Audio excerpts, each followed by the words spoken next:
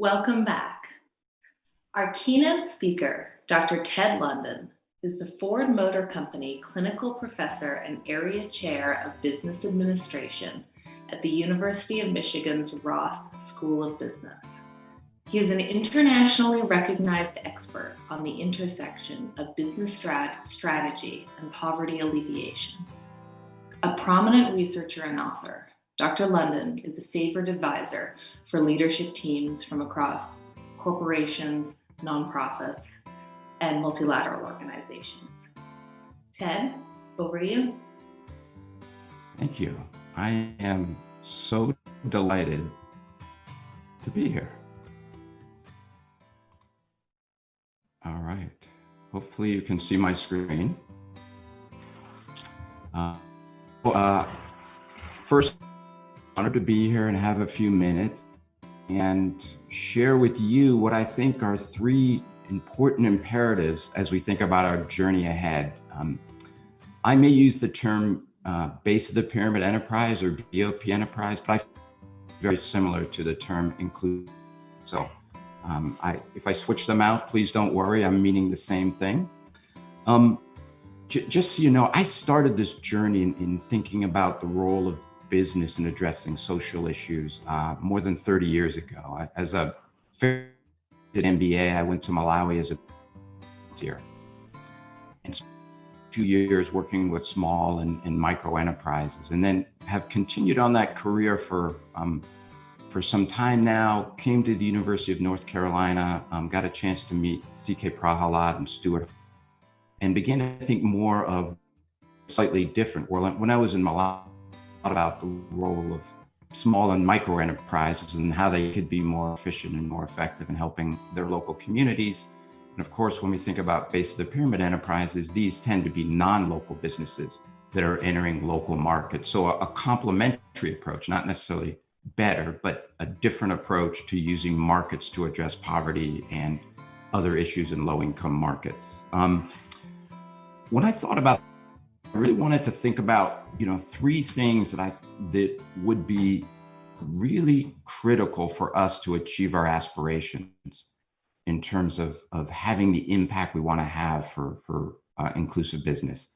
And we've been at inclusive now, and from my vantage point, I'm confident in saying we're making progress, but I don't think we're doing as well as we could or as fast as we could. And we need to get better. And these are three suggestions I think we can try and incorporate to do better. I'll put them all up and then talk through each one. So one is planning for scale from the start. The second is coming together as a community. And the third is driving a learning agenda. When I talk about planning from scale for the start, what I mean is in our space, we tend to have a lot of what I would call very successful pilot. Yet these pilots have a very small likelihood of it. And the reason is these pilots are actually designed to be successful pilots, but they're not designed to test a model that can be scaled. Maybe a number of reasons for this, but I think broadly the strategy and the metrics move us toward trying to demonstrate quickly something that can work. But a pilot often works because of the intensity of effort in local and small area. It includes the partnerships, that includes investments in things like demand creation. It includes the intensity of training of entrepreneurs and working with local customers. And while it can work locally, that model simply can't scale. And what we wind up with is a beautiful pilot that really can have the impact we want to have. So we can certainly say small is beautiful, and I agree, certainly from working in. But if we want impact, we need to think about scale, because that's where, when we think about base of the pyramid inclusive business, we go to talking about hundreds of millions or billions of people.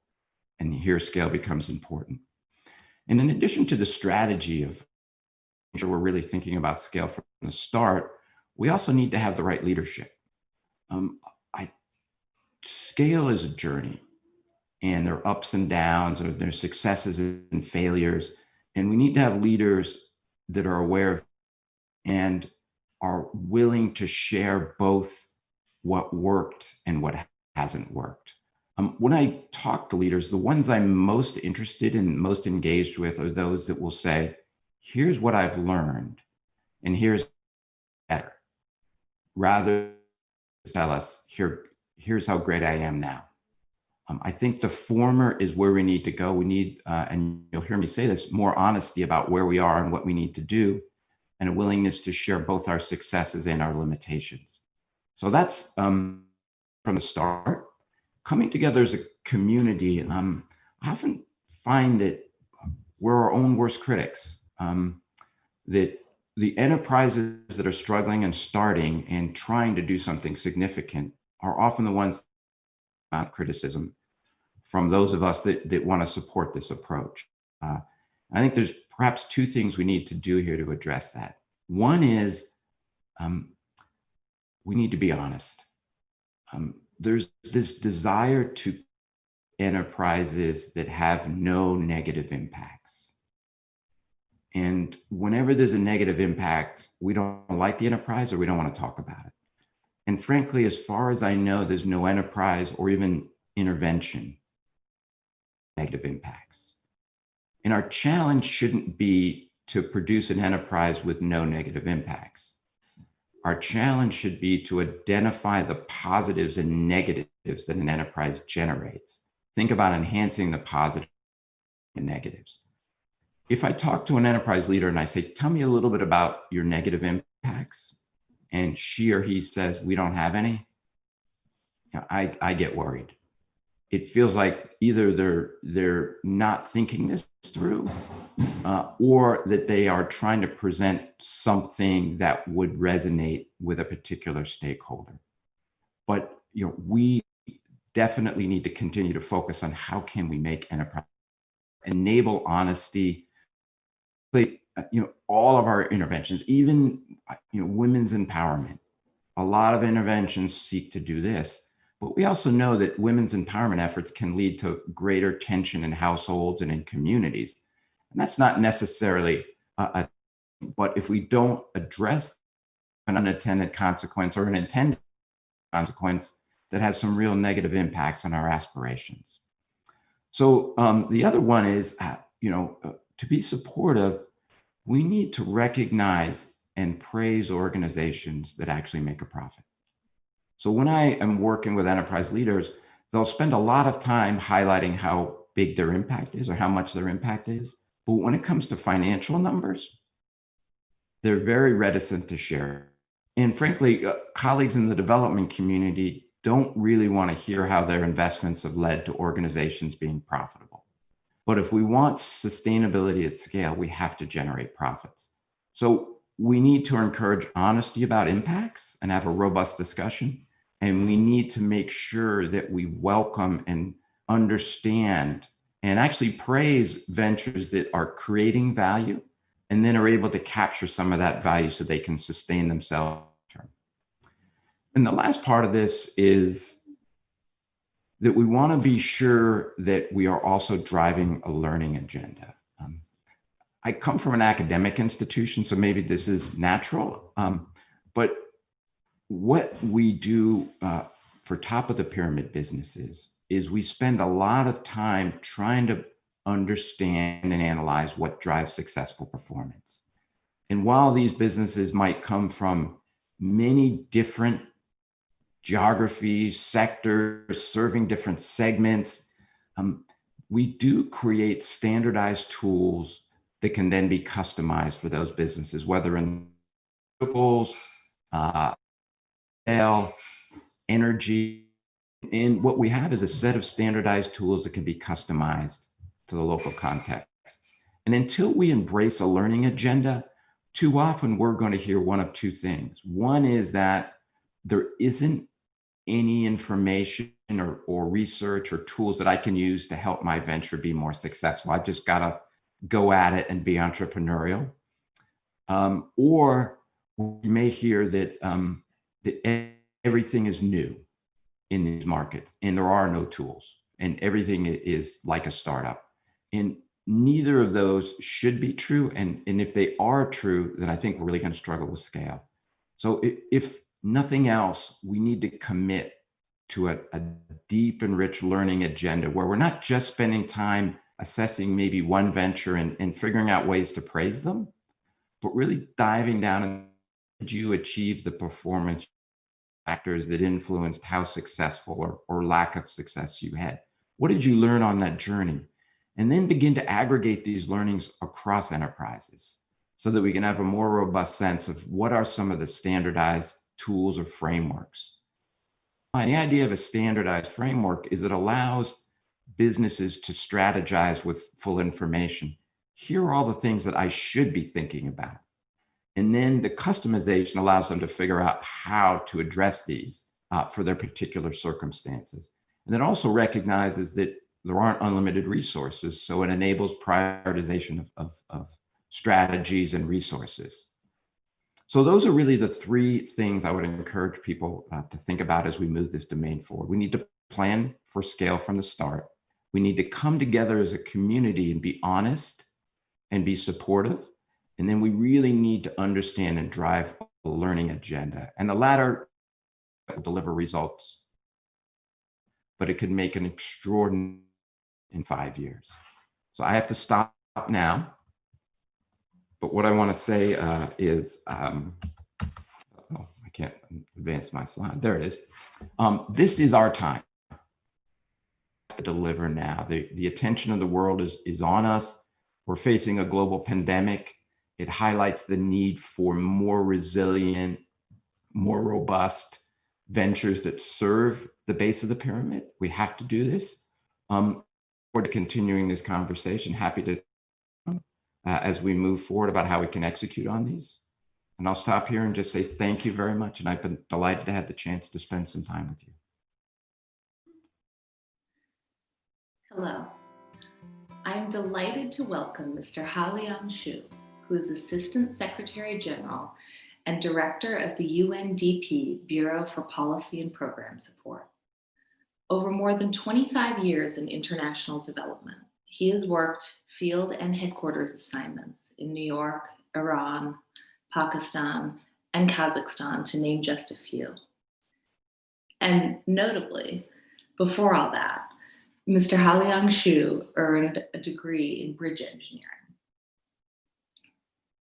Let's please welcome him. Over to you. Thank you very much, Liana. Dear colleagues and friends, in 10 years' time, when the world looks back at the progress made against each of the 17 Sustainable Development Goals, 2020 will be seen as a defining moment in our degree of success. As we take action to fight and recover from the COVID-19 pandemic, we must use this opportunity to change, innovate, and evolve our approach and build more sustainable and resilient economies for the future. We must now utilize all the tools we have at our disposal, including equitable digital technologies, proven inclusive business models, and complementary partnerships with the private sector to overcome this crisis and set our tracks back on 2020. COVID-19 has forced much of the world online. In doing so, it has also exposed the digital divide like never before. In 2019, 87% of the people in developed countries used the internet, compared to just 19% in the least developed countries. Closing this digital divide plays a critical role in pandemic response and recovery and achievement of the SDGs, not only because connectivity expands access to information and essential services, but also because the digital economy is expected to account for 25% of the global GDP within the next decade. This transition offers the potential to expand access to and lower the cost of a wide range of development promoting goods and services, and place vulnerable and low-income populations at the center of the innovation. Business call to action member companies like EcoTier and ClickMedics demonstrate the power of technology to rapidly scale and connect the smallholder farmers to stable markets and families to equality, affordable healthcare, respectively. In addition to using technology to deliver quality and affordable products and services, a successful global digital transformation in which no one is left behind must ensure that technology-based innovations are used to achieve social equality, such as by reversing the trend of widening gender internet connectivity gap within the world's poorest countries. Here too, business call to action members like Bluetown are connecting the unconnected and making use of groundbreaking tools like BCTA Impact Lab to understand how their business activities are contributing to the SDGs and impacting women. With the private sector at the center of digital transformation and as a key player in COVID-19 response and recovery, it is difficult to overstate the importance of business for achieving the 2030 agenda and of inclusive business in safeguarding the lives and the livelihoods of the most vulnerable on the ground. However, businesses cannot achieve impact alone, especially when they currently face their own severe threats. Equitable and sustainable recovery necessitates multilateral alliances that channel financing where it's needed most and into developing resilient, scalable, and replicable development solutions. At both the global and regional levels, UNDP has set up programs and platforms that boost private sector engagement in the implementation of the 2030 agenda. The private sector COVID-19 facility, for example, builds partnerships with governments to sustain the private sector and guard important job creators like SMEs, while developing capacity for a resilient and inclusive low-carbon recovery. And the business call to action supports inclusive businesses to understand the social and economic impact of their businesses and their business models, and to form new alliances to scale their business-based development solutions. It is my pleasure to welcome you all to this afternoon session of the Business Call to Action 10th Anniversary Forum, which convenes Business Call to Action's many inspiring member companies and the key development partners to share their effective approaches to fostering inclusive innovation and building resilience for economies and societies alike for years to come. Thank you very much and enjoy.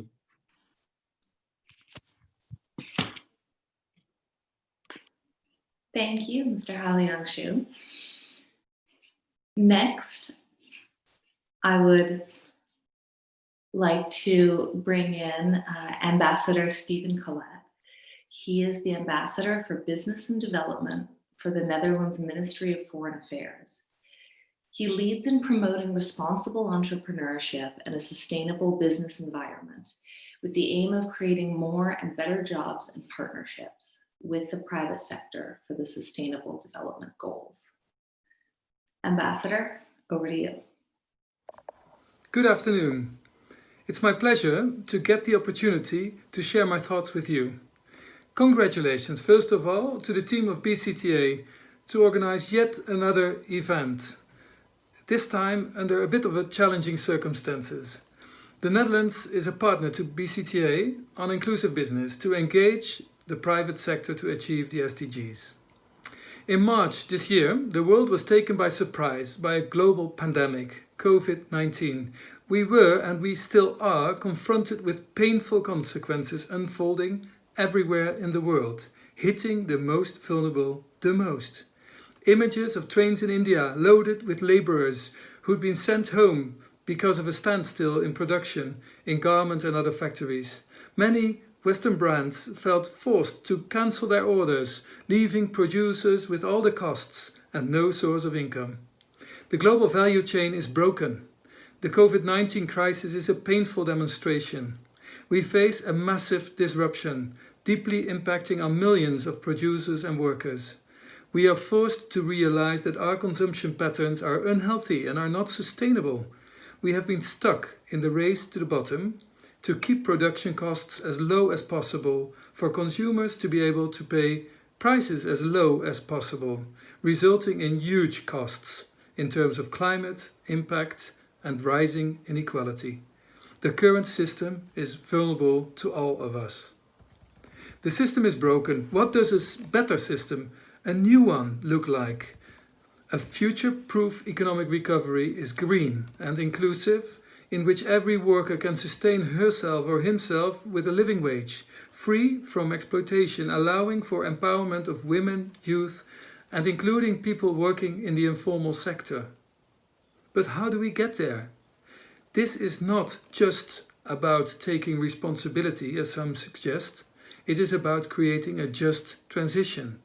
Building back better here means three things.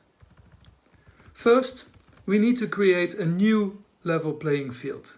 A global system in which companies take responsibility in their global supply chains, according to the OECD guidelines and the UNDPs.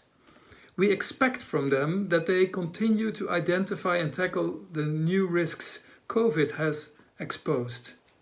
For this, we need to support them and jointly develop new ways of doing business, tapping into the innovative power and market access of the private sector to find sustainable and profitable business models that benefit the well-being of people and the planet. Government has a role to play in supporting this, but also in regulating this. The Netherlands support these innovative solutions through our Innovation Fund and through multi-stakeholder partnerships, including partners such as BCTA, IDH and Solidaridad. Second, we need to invest in robust and inclusive social protection systems. Access to social protection is a human right, protecting people over life cycles and building societal resilience. Investing in readiness to prevent and mitigate the impacts of new shocks and old ones, including floods, disease outbreaks, and food insecurity. This is a crucial pillar in rebuilding a new sustainable system. Living wages can make a positive contribution to this end by ensuring that people can build financial buffers and cope with insecurities like unemployment. The Netherlands supports the ILO in calculating living wage benchmarks, which can be used in creating such social protection systems. Third, we must make the transition to responsible consumption patterns. This entails consumers buying responsibly. For this, they need awareness, but also availability of decent products in mainstream markets. With ILO and Global March, we held a conference earlier this year on global child labor, inviting producers and consumers, multinational companies and SMEs to jointly zoom into their supply chains, to detect, discuss and then tackle child labor in their supply chains, beyond shame and taboo. This way of co-designing proved very productive and in my view can help us all to reach a new normal of clothes that children wear, not make. Companies and governments, in conclusion, can have and do have their roles to play and their responsibilities in building back better and achieving the SDGs. Civil society is to hold us all accountable for this. By cooperating, we can accelerate the changes we envision for a more inclusive and sustainable world, where the race is to the top. Thank you very much. Thank you, Mr. Collet. I would now like to begin welcoming our colleagues from across the Atlantic, California to New York, who are probably finishing their breakfasts just about in time for a terrific slate of afternoon sessions. After a brief break, we will start the show by exploring new alliances for inclusive business. Governments and companies only stand to gain from working together. And as our panel of eminent speakers knows very, very well, they'll find the opportunities. So tune in. Later on, the forum zeroes in on a vast and vulnerable section of the economy, small business. If lockdown lasted 7 months, for example, it is expected that more than half of small and mid-sized enterprises would run out of cash. But there is hope, and there is help. Lastly, we will cap off our main stage sessions with a film. The impact management journey documents the 25 companies that became BCTA's Impact Champions in 2019. The show starts at 8 o'clock GMT, 4 p.m. Eastern, and 4 a.m. for the early risers in Singapore. We'll see you there.